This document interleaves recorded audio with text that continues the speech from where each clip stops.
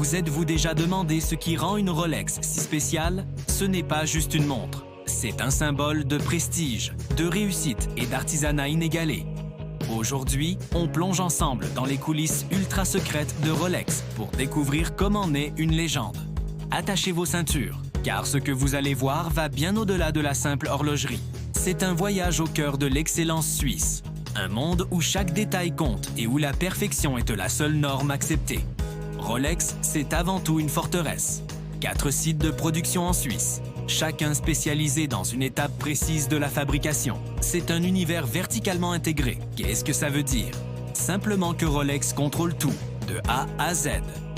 De la fonte de ses propres alliages d'or à l'assemblage final par des maîtres horlogers, rien n'est laissé au hasard. Cette indépendance totale est la première clé de leur qualité légendaire. Ils ne dépendent de personne pour garantir l'excellence de chaque composant. Commençons par le métal.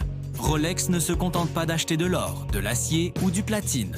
Non, ils ont leur propre fonderie, un lieu quasi mythique où ils créent leurs propres alliages exclusifs.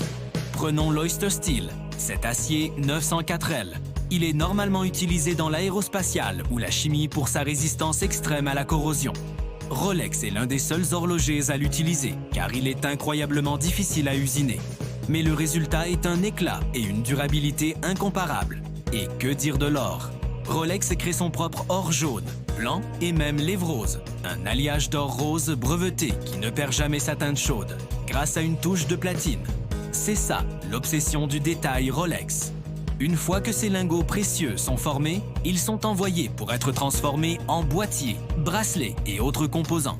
Chaque boîtier Oyster, par exemple, est taillé dans un bloc de métal massif. Imaginez la puissance des presses qui frappent et façonnent ces blocs avec une force de plusieurs tonnes. Ensuite, des machines à Kotmobis, à commande numérique d'une précision chirurgicale, entrent en jeu, usinant chaque courbe, chaque angle, avec une tolérance de quelques microns. Un micron, c'est un millième de millimètre. C'est plus fin qu'un cheveu humain. Chaque pièce est ensuite méticuleusement polie et satinée à la main par des artisans experts. C'est ce mélange de haute technologie et de savoir-faire ancestral qui donne à une Rolex son fini si particulier, ce jeu de lumière unique. Passons maintenant au cœur de la montre, le mouvement. C'est là que la magie opère vraiment.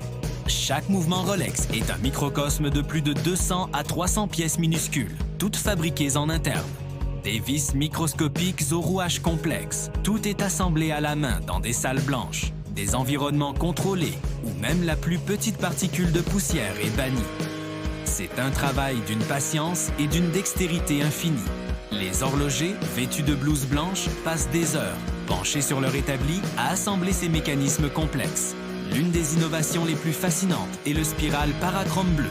C'est le ressort qui fait osciller le balancier, le cœur battant de la montre. Fabriqué dans un alliage exclusif de niobium et de zirconium, il est 10 fois plus résistant au choc qu'un spiral traditionnel et totalement insensible aux champs magnétiques, les ennemis jurés de la précision horlogère. C'est grâce à des innovations comme celle-ci qu'une Rolex peut maintenir sa précision légendaire. Une fois le mouvement assemblé, il est soumis à une batterie de tests impitoyable. Rolex ne se contente pas de la certification COESC, le contrôle officiel suisse des chronomètres, qui est déjà un gage de haute précision. Non, une fois qu'une montre est certifiée COESC, Rolex la teste à nouveau, en interne, après l'avoir emboîtée.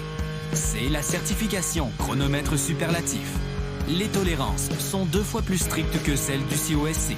On parle d'une précision de 2 à plus de secondes par jour. C'est une performance absolument phénoménale pour une montre mécanique. Et le cadran alors? Le visage de la montre.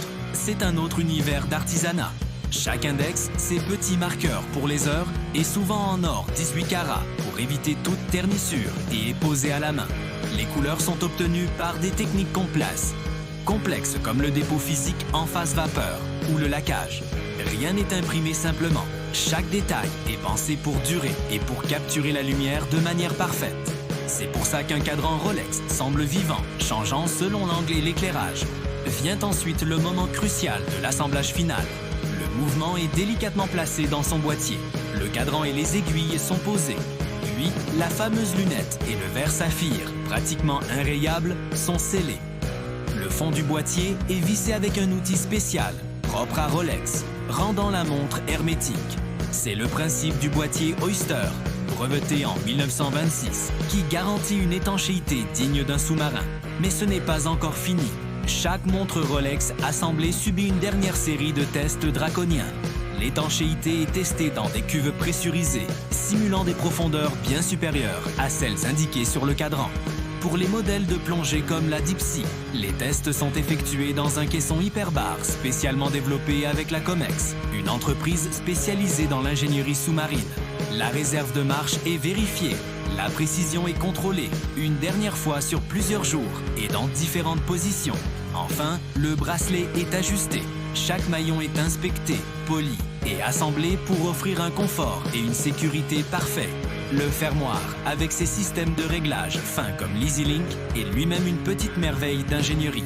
Une fois que la montre a passé avec succès des centaines de contrôles qualité, elle reçoit enfin le sauveur Rolex, symbole de sa certification chronomètre superlatif, et est prête à être expédiée chez un détaillant officiel. Alors, pourquoi une Rolex est-elle si chère et si désirable? Ce n'est pas seulement pour le nom, c'est pour tout ce processus invisible. C'est la somme de millions de détails, d'heures de travail humain, de recherche et développement de pointe et d'une quête obsessionnelle de la perfection. Chaque Rolex qui quitte la manufacture est le fruit d'un héritage centenaire et d'une vision sans compromis. C'est bien plus qu'un objet qui donne l'heure. C'est un morceau d'histoire, une œuvre d'art mécanique conçue pour durer plusieurs vies. J'espère que ce voyage au cœur de la manufacture Rolex vous a plu et vous a permis de comprendre ce qui se cache derrière la couronne. La prochaine fois que vous verrez une Rolex, vous ne la regarderez plus de la même manière. Vous y verrez le travail des fondeurs, des usineurs, des polisseurs et surtout des maîtres horlogers qui dédient leur vie à créer ces incroyables machines à remonter le temps. Merci d'avoir regardé cette vidéo jusqu'au bout. Si vous êtes passionné d'horlogerie, de savoir-faire et de belles mécaniques, n'hésitez pas à vous abonner à la chaîne pour ne rien manquer de nos prochaines explorations. Laissez un commentaire pour me dire quelle est votre Rolex préférée et pourquoi. À très bientôt pour une nouvelle aventure.